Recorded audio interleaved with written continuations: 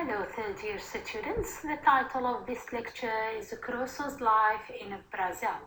In the previous lecture, as you know, we talked about Crusoe's relationship with Zeri, and we have seen how Crusoe has broken his promise to Zeri. Crusoe's word of honor to make him a great man has been forgotten and ignored, since when it comes to his advantage, Crusoe gives up Zeri and the constant support of this poor boy who serves him faithfully.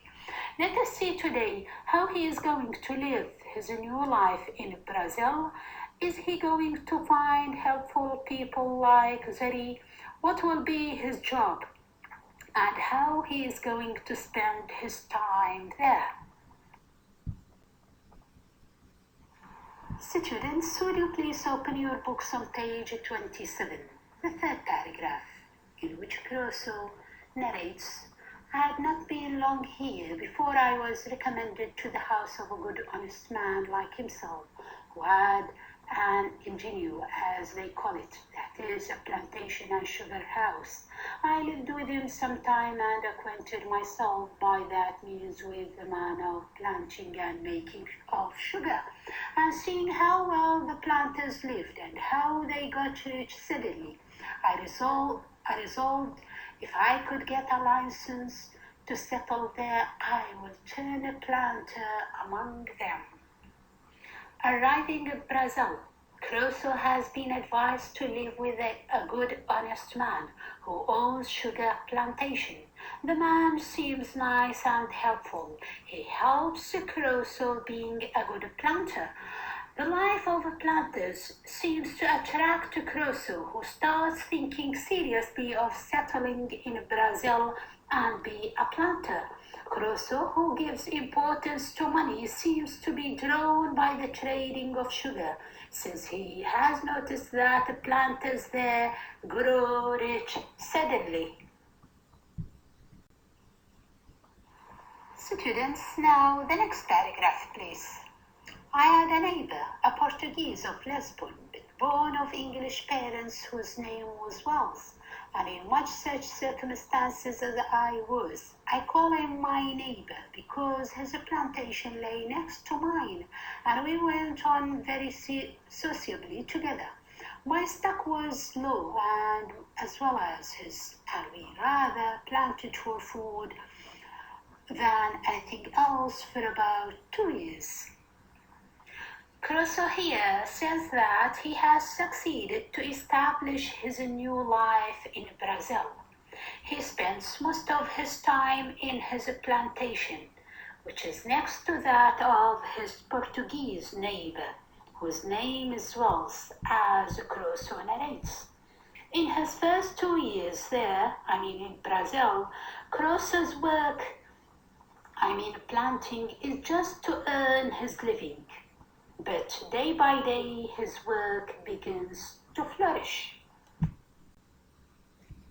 Crusoe continues his narration saying, "However, we began to increase and our land began to come into order, so that the third year we planted some tobacco and made each of us a large piece of the ground ready for planting canes in the year to come. But we both wanted help, and now I found, more than before, I had done wrong in parting with my boy Zeri." The narration of Robinson Crusoe here shows that in his third year in Brazil, Crusoe begins to plant tobacco and canes, planting that makes him in need to working hands to help him, since his plantation now is larger than before, larger than 2 years ago. At this time, he remembers the poor, faithful boy Zeri and his constant help. For the first time, Crusoe feels regret to lose him. Students, what leads Crusoe to think of Zeri? And what leads him to say, "I had done wrong in parting with my boy Zeri"? There is no doubt that Crusoe has missed Zeri, the great supporter and the good hand. I mean the good worker, not the companion or the friend. Crusoe, the egoist, feels tired to do all work alone by himself. He is now in need for Zeri, the servant, not the human being. Crusoe has given himself the right to enslave this poor boy. He insists on calling him my boy, forgetting that one day he had been a slave serving with Zeri, their master, in Salih. It is the human nature of Robinson Crusoe that makes him love authority and leadership. This leads him to make himself Zeri's master.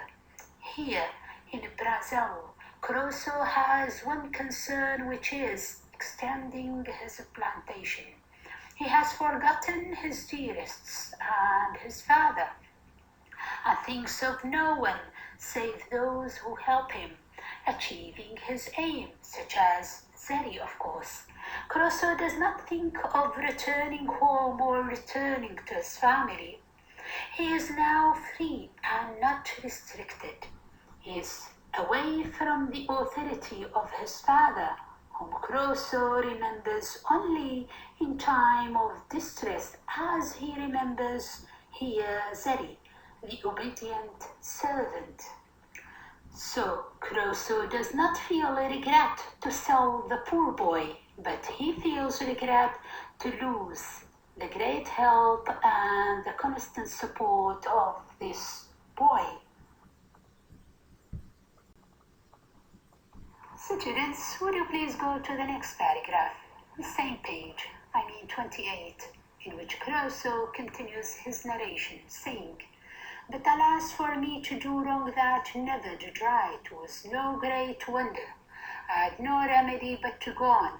I had got into an employment quite remote to my genius and directly contrary to the life I delighted in, and for which I forsook my father's house and broke through all his good advice. Nay, I was coming into the very middle station or upper degree of low life, which my father advised me to before, and which if I resolved to go on with, I might as well have stayed at home and never have fatigued myself in the world as I had done. Sometimes life away from home and family seems to be boring. This is what Crusoe feels day by day in Brazil.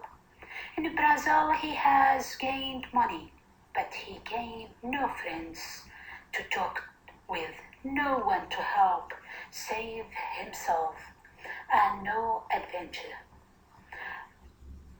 The life of a planter seems not satisfying, of course, for Crusoe. Crusoe cannot accept life of stability, and he loves exciting life. He loves life of action. Life in Brazil seems to him a life of isolation. It's like being cast away on a remote island. Crusoe realizes that he has done nothing and he has achieved nothing, since life here is similar to the middle station of life his father would like him to live in. So it is better for him to stay at home and live such a life rather than coming here in Brazil and suffering the difficulties he has confronted on his way here. Life in Brazil is not the one Crusoe dreams to live in. Crusoe, who loves adventures, needs to go to sea and start a new voyage. Again, Crusoe here does not think of his father because he has missed him, but he thinks of him to compare between his life here in Brazil and the one which leads him to abandon his home and his father. In this manner, I used to look upon my condition with the utmost regret. I had nobody to converse with but now and then this neighbor, no work to be done but by the labor of my hands, and I used to say I lived just like a man cast away upon some desolate island that died, nobody there but himself. Students, as we said before, Crusoe seems not satisfied in his life here in Brazil. He says that, of course, he feels that he is isolated. His narration shows that it is difficult for him to go on living such a life. This means that he is seriously thinking of making a change in his life. Now, page 31, the first paragraph, please, in which Crusoe continues his narration saying, "It happened being in company with some merchants and planters of my acquaintance, and talking of those things very earnestly, 3 of them came to me next morning and told me they had been musing very much upon what I had discoursed with them of the last night. And they came to make a secret proposal to me, and after enjoining me to secrecy, they told me that they had a mind to fit out a ship to go to Guinea, that they had all plantations as well as I, and were stated for nothing so much as servants. One day Crusoe has been accompanied with some merchants and plantation owners. He tells them about his previous adventures and voyages. This encourages them to offer him a proposal. They ask him to join them sailing to Guinea to bring Negroes and enslave them, since they are all owners of plantations and they need laboring hands. Crusoe cannot reject this offer because it gives him a chance to make adventure and to bring hands for himself. He will have his equal share of Negroes without paying anything. They desired to make but one voyage to bring the Negroes on shore privately and divided them among their own plantations, and in a word, the question was whether I would go there supercargo in the ship to manage the trading part upon the coast of Guinea, and they offered me that I should have my equal share of Negroes without providing any part of the stock. Crusoe has accepted the offer of the merchants, and he has made up his mind to sail to Guinea to bring Negroes and enslave them. Crusoe, who has denied the help of Zeri, has denied now that of the friendly Negroes who offer him their hospitality and help. He has ignored the generosity and kindness of these poor people who do not hesitate to help him and give him food and drinks. Instead of being kind with them, Crusoe now is on his way to bring them danger, humiliation, and slavery. Crusoe, who has rejected to be a slave of the Moors, has accepted to enslave others. Daniel Defoe here portrays Crusoe as an economist. He thinks only of making a trade and gaining money, even if this costs him to hurt others and lose his companions. In Brazil, Crusoe embarks on his new job, which is growing sugar and tobacco. Even though he has no idea about this work, Crusoe the stubborn insists on learning everything. He does not want to fail, and his vanity and selfishness lead him to forget his family and lose his people. In Brazil, Crusoe does not remember his father and mother, since he has engaged himself in materialism, in something he gives importance to more than human relationships. Students, thank you for your listening.